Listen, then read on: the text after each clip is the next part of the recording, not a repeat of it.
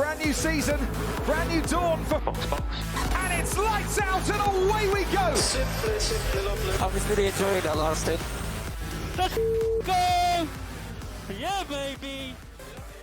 Hey guys, welcome back to season 2 of Box, where we are previewing the Saudi Arabian Grand Prix. Let's just get into it, shall we? Red Bull.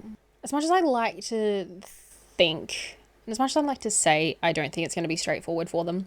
I think it's going to be, at least for Max, anyway. Last year in Saudi, it was a Red Bull 1-2, but it was a reverse 1-2 from what we're used to, with Checo taking the win and Max finishing in P2, after he started P15 on the grid, mind you. But do I think that's going to happen this year? No. Especially considering Max won last week in Bahrain by 22 seconds over his teammate in a new world record. So if Max gets on pole and he does not have a decent challenger next to him, it is over for everyone on the grid.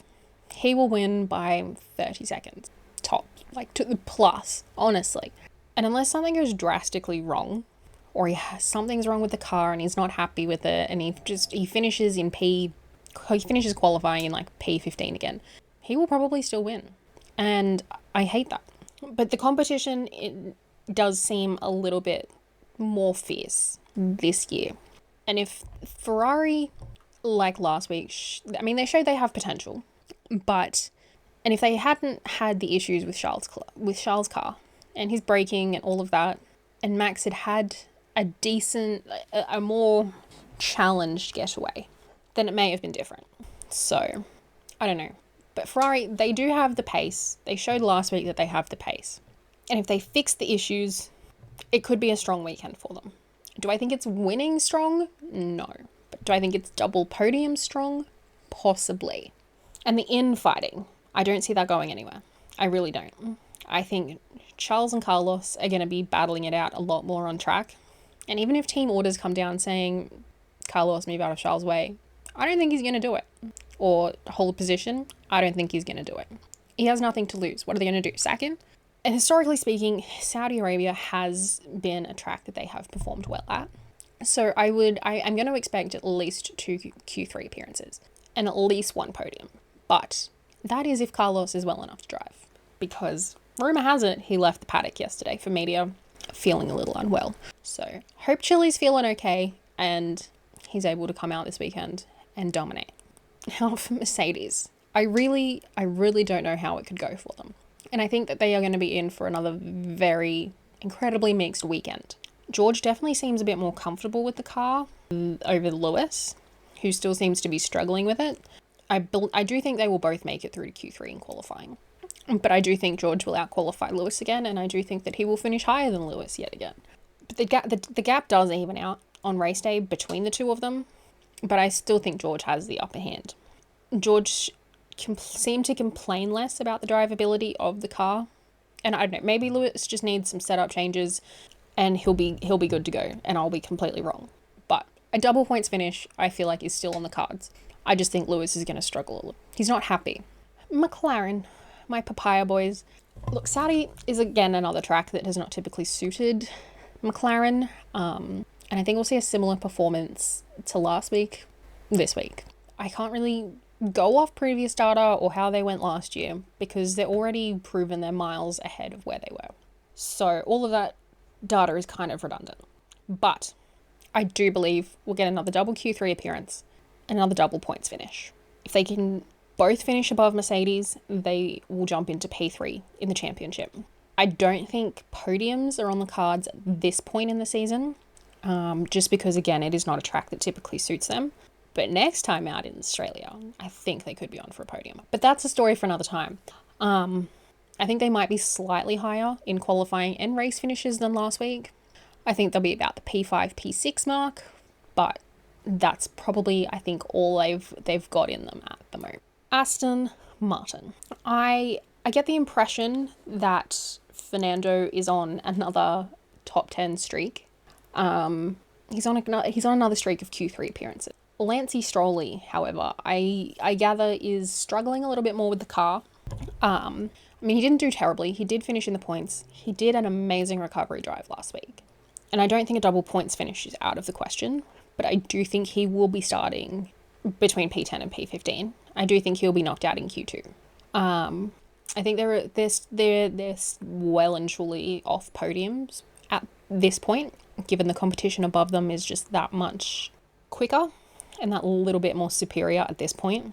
With an upgrades package, it might be a different story, but for Saudi Arabia, I don't think so. Stake. Considering the little to no improvement that has taken place on their car, I'm going to go with another double Q1 knockout and no points this weekend. It's unlikely that both drivers are going to...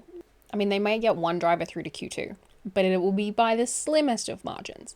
And I don't think either of them able to get enough out of the car to put in a decent recovery drive to get them the points that they need.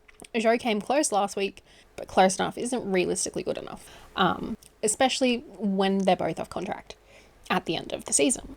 Desert tracks do typically tend to suit them and have historically suited them well, but Saudi is the exception to that rule. And last year they did not perform well. So again, I think it's going to be a very long weekend for the team. RB, Racing Bulls, V-Carb, Veggie Carbonara. Last year this wasn't a great weekend for them, but this year I do think they will do better. Not double points finish better, but better. I think again they will both make it through to Q2, but I don't think they'll progress any further than that. They may score points with one driver, and I'm going to go out on a limb and I want it to be Danny Rick. I need it to be Danny Rick, you know? But I think they'll finish around P9 to P13, somewhere in there. They're close, but I don't know if they have enough to get points at this stage. Williams.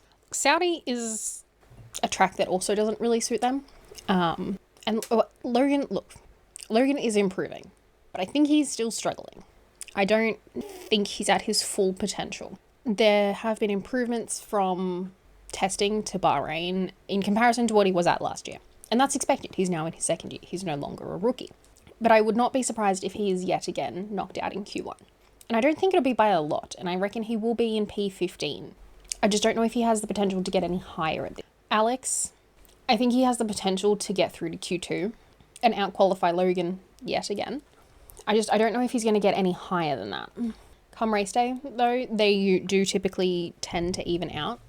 And they do tend to come together a bit more. I don't think they'll have the pace to get points, let alone a double points finish.